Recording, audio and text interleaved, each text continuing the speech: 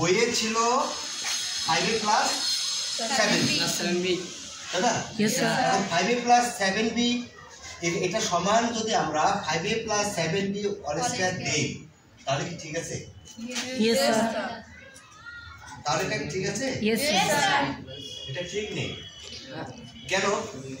তুমি কি মনে করো যে আমি একটা সংখ্যা লিখলাম 5, এই 5 সমান 5-এর উপরে স্কয়ার দিতে পাবো? 5 সমান কেউ যদি 5-এর উপরে স্কয়ার দেয় তাহলে কি ঠিক আছে? কারণ 5 সমান কি 5-এর উপরে স্কয়ার হয়? কখন হবে? কখন হবে? তাহলে আমরা এখান থেকে এটা ডিরেক্টলি এটা লিখতে পারবো না। তাহলে এটা লিখতে গেলে আমাকে অবশ্যই লিখতে হবে এত a বর্গ। বর্গ বর্গ মানে কি? স্কয়ার। তারপরে আমরা 5a প্লাস 7b এর বর্গ সমান 5a প্লাস 7b তার উপরে অল স্কয়ার দিতে পারবে। কথাটা বুঝতে পারছি?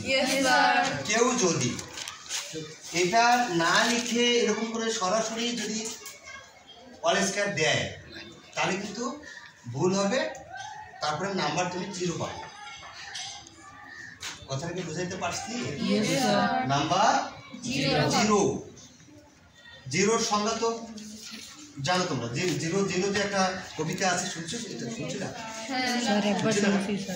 মনে নাই? 0 স্যার একবার আপনার মুখে শুনছি স্যার। 0 আমরা তো বলি যে 0 আসলে এ অভিমান করে ও নিজে নিজে বলতেছে সবাই বলে নাই আমি লিখি 0। আসলে আমি বললাম যদি বসি কোন সংখ্যা যোগে বিয়োগে থাকি যে যার মতো, 5-এর সঙ্গে 0 যোগ করলে কি হয়? 5 হয়। 5-এর সঙ্গে 5 থেকে যদি আমরা 0 বিয়োগ করি কত হবে? 5 হবে। তো বলতেছে যে যোগে বিয়োগে থাকি যে যার মতো, গুণনে করি তারে আমার মতো। 5 গুণন 0 সমান কত? 0 দিয়ে যতবার সংখ্যাকে গুণ করো না কেন 0ই হবে। গুণনে করি তারে আমার মতো, ভাগে করি তারে প্রকাণ্ড। 5কে যদি আমরা 0 দিয়ে ভাগ করি তাহলে এমন একটা মান বের হবে ইনফিনিটি, অর্থাৎ অসীম। যার তাহলে বলতেছে ভাগে করি তারে প্রকাণ্ড, যার বিশ্বে নেই কোনো মানদণ্ড। মানে 0 আসলে ছোট জিনিস না, কিন্তু অনেক বড় একটা জিনিস। তো যাই হোক, আমি ওদিকে না যাই। তাহলে আমি কেন বলছিলাম এই কথাটা? যদি এত এর বর্গ না লিখে ডিরেক্টলি কেউ যদি এরকম করে লেখে স্কয়ার দেয় তাহলে কিন্তু কি পাবে? 0। এখন তাহলে দেখেন, তাহলে এটাকে আমরা এই 5টাকে a আর 7bটাকে যদি আমরা b মনে করি তাহলে a plus b all square. তাহলে a প্লাস b অল স্কয়ারের সূত্র a স্কয়ার। আমরা তো জানি, আমরা জানি না যে a plus b all square এটার সূত্র কি? a স্কয়ার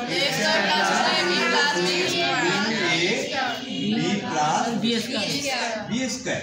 এখন দেখেন আমার এর জায়গায় এই 5 এর জায়গায় কি আছে?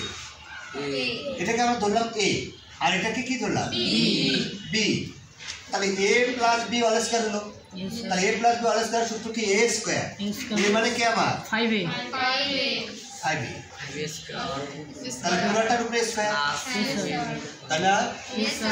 a square plus 2ab plus 2 a মানে কি? 5a। b মানে কি? b জায়গায় কি থাকে? 7b প্লাস b স্কয়ার মানে কি? 7b তার উপরে অল স্কয়ার, তাই না?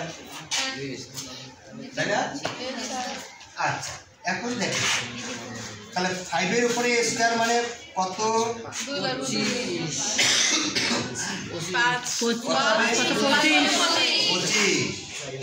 25। মানে 25 25 এর পরে স্কয়ার মানে এ a স্কয়ার স্কয়ার প্লাস এটা গুণ করে দেব আগে 5 দুগুনি 10 10 7 10 70 70 a আর b গুণ করলে কি হয় এ বি ab প্লাস 49 7 এর পরে স্কয়ার মানে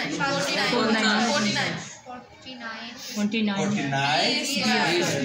this is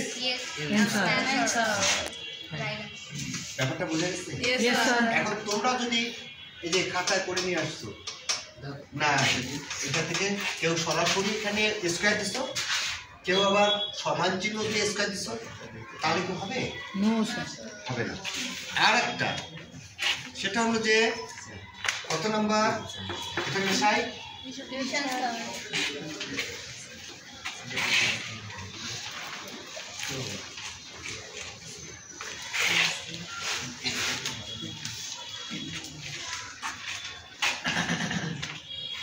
আচ্ছা যদি তোমার এরকম থাকে যে 25 এর বর্গ নির্ণয় করো তাহলে সেক্ষেত্রে আমরা কি করব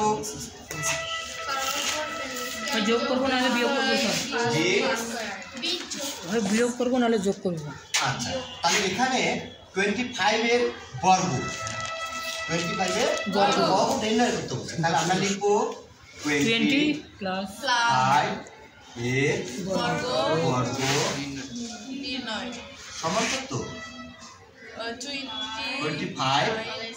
হোল স্কয়ার তাই না ইয়েস স্যার এখন 25টাকে আমরা ভাঙাই নিব ইয়েস স্যার তাহলে 20 25 কি তাহলে আমরা 20 যোগ 5 5 যদি করি ইয়েস স্যার তাহলে 20 যোগ 5 তাহলে কত হবে অল স্কয়ার 25 হলো ইয়েস স্যার তাহলে আমরা এটাকে কি মনে করব এ 20টাকে a মনে করব আর এই খাইকে বি বি বি মনে করবেন b মনে করব তাহলে 20 কে মনে করলাম a আর 5 টাকে মনে করলাম B তাহলে আমাদের সূত্র হয়ে গেল Yes, sir. a + b whole square তাই না ইয়েস স্যার